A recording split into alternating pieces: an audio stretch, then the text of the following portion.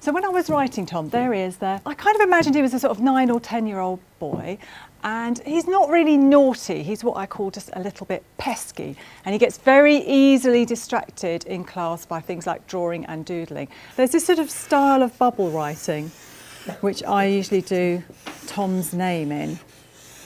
So it's quite a nice idea if you start off in the middle with a sort of focal point. So you could either write your name in this style, which might be a nice idea, and then once you've done it, the way that you build up the drawing is really just doing these lines.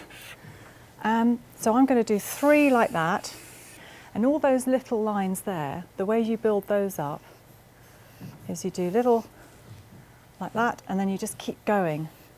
So you just fill up your whole page. So if you want to draw like a smiley face or something, then you draw your smiley face, you draw a circle round it, and then you'd start filling up the spaces in between.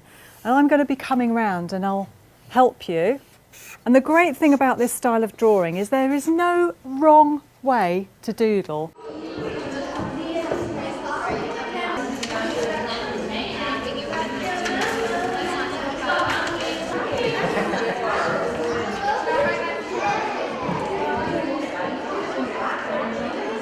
Now you've done lots of drawing and I've talked to you about, what kind of things go in the books. Has anybody here got any questions that they'd like to ask me? Yes, you've got a question. You, when you were little, did you like to do drawing at school? I absolutely did. I loved drawing, and I used to draw on my pencil case as well.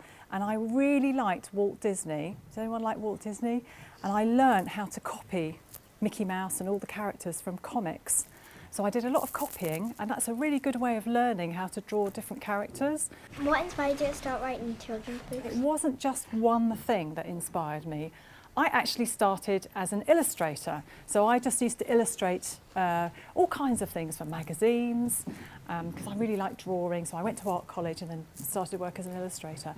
And then other people started asking me to illustrate their books. So I didn't write them, I just had to draw the pictures for their stories. And I did a few of those, and I started to think, do you know what? I really want to illustrate funny books or my own stories. This is an exercise book, and this is how I started off writing Tom Gates. There we are. So it's very similar to what you've just been doing today on the pieces of paper. I wrote in an exercise book, and if you look at Tom Gates, The Brilliant World of Tom Gates, you might recognise some of these drawings, because this is what I sent off to the publishers in order to get for somebody to be interested in publishing my book. So that's how I started to write the Tom Gates books, just in an exercise book like that. Good there. When did you start illustrating and writing books? I didn't start until quite late, actually. So I started, my first book that I ever got published that I wrote was probably about 10 years ago. So I left it quite a long time to do. And I've done lots of picture books, but Tom Gates is the first book that I've written for older children. That is a picture, that is actually the cover of Everything's Amazing.